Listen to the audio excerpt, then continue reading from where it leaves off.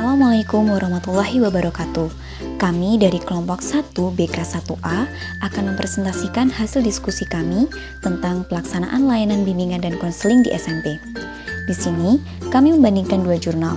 Yang pertama, Manajemen Layanan Bimbingan Konseling dalam Kurikulum 2013 di SMP Negeri 2 Mario Riwawo, Kabupaten Sopeng. Dan yang kedua, Pelaksanaan Layanan Klasikal Bimbingan dan Konseling di SMP Negeri 3 Kandangan. Berikut adalah anggota kelompok 1. Kami dari kelompok 1 yang beranggotakan Aditya Raffi Raffiando, Febriani Nurul Izatika, Herninda Salma Ayuni, Kukuh Surya Abadi, Lesta Nurman Sadari, Rindang Anggun Istiqomah, dan Zalfa An-Nabila Kholafi.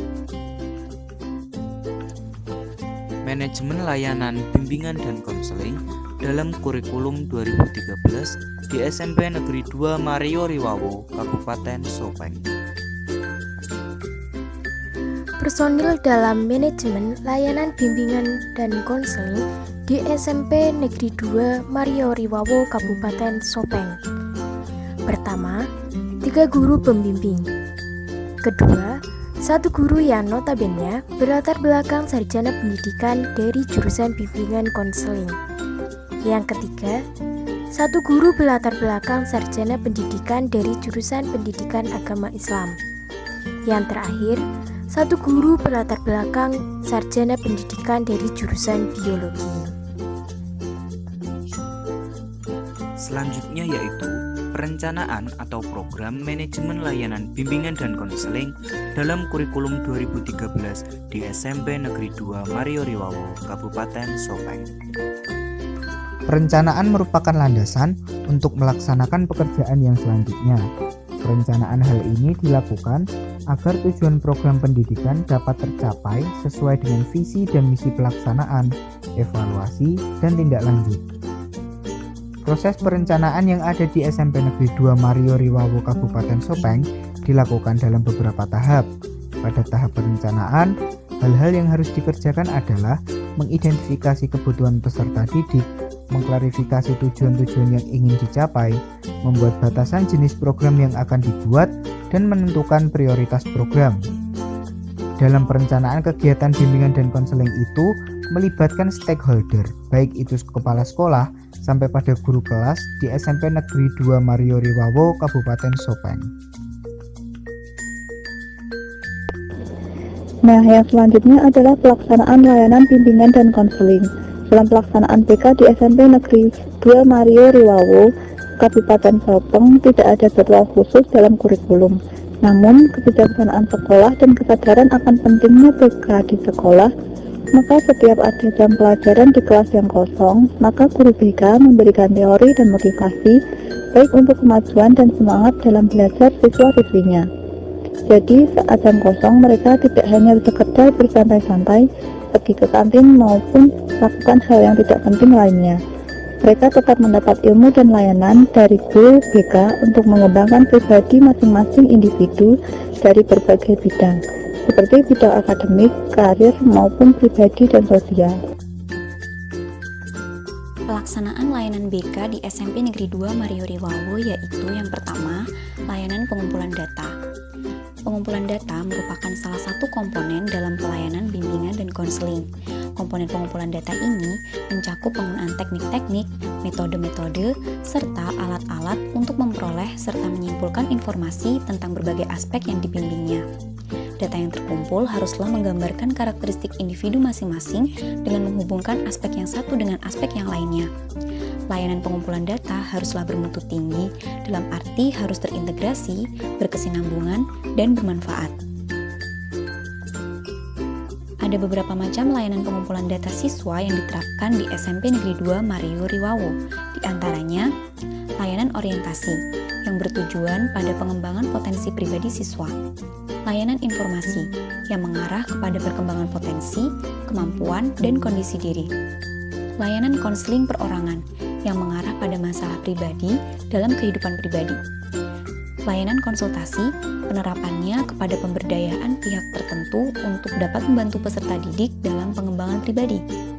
Himpunan data, Data perkembangan siswa bisa dari guru dan wali kelas. Jadi, dalam pelaksanaan layanan pengumpulan data di SMP Negeri 2 Mario Riwawo membutuhkan kerjasama tim yang baik itu data yang diperoleh dari guru mata pelajaran, wali kelas, dan memang langsung didapatkan dari siswa yang bertujuan pelaksanaannya berjalan dengan maksimal. Selanjutnya, koordinasi. Pengkoordinasian merupakan upaya mencapai tujuan sekolah dengan cara menyatupadukan kegiatan dari berbagai personil pelaksana dan program agar kegiatan yang dilaksanakan berjalan selaras. Proses layanan bimbingan dan konseling dilaksanakan dengan koordinasi. Koordinasi dilakukan oleh guru bimbingan dan konseling dengan guru mata pelajaran, wali kelas, dan orang tua agar pelaksanaan kegiatan bimbingan dan konseling berjalan dengan baik dan optimal dalam melayani atau menyelenggarakan masalah peserta didiknya. Sebagai contoh, dalam pemberian materi bimbingan tentang kedisiplinan, guru bimbingan dan konseling berkoordinasi dengan guru mata pelajaran olahraga, agar guru mata pelajaran olahraga tersebut yang menyampaikan materi kedisiplinan. Kemudian, pengawasan. Dalam pelaksanaan layanan bimbingan dan konseling secara internal dilakukan oleh kepala sekolah yang dilakukan secara langsung, karena setiap harinya kepala sekolah harus wajib berada di lingkungan sekolah.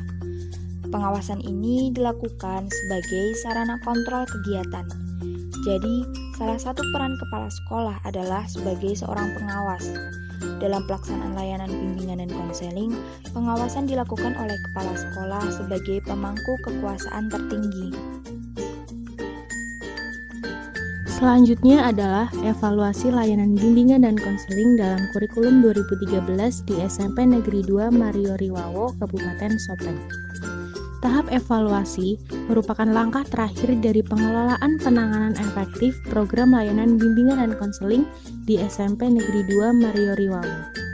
Upaya untuk menentukan penilaian terhadap kualitas dari hasil layanan bimbingan dan konseling yang telah dilaksanakan sangatlah ditentukan dengan diadakannya evaluasi berupa evaluasi pelaksanaan dan evaluasi kemajuan.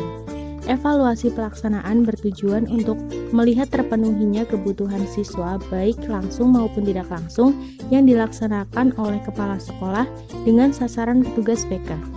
Sedangkan evaluasi kemajuan bertujuan untuk memantau dan menganalisis kekuatan dan kekurangan layanan BK yang dilaksanakan oleh kepala sekolah dengan sasaran petugas BK.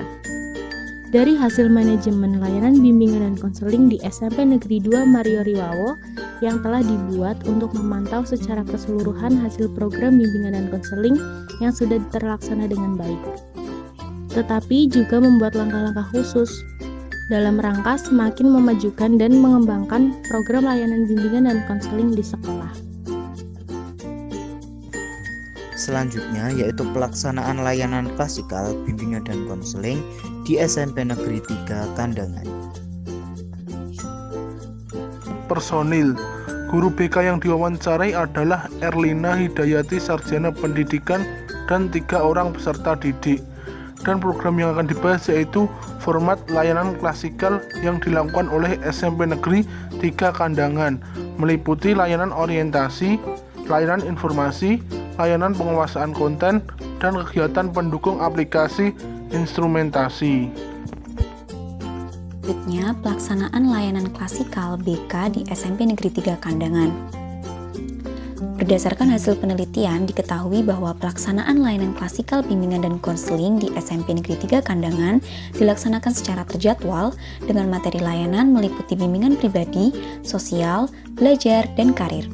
Guru bimbingan dan konseling membuat satuan layanan bimbingan klasikal dan dalam pelaksanaan layanan klasikal tersebut dilakukan sesuai dengan satuan yang telah dibuat. Berikutnya adalah kendala yang dihadapi ketika layanan berlangsung.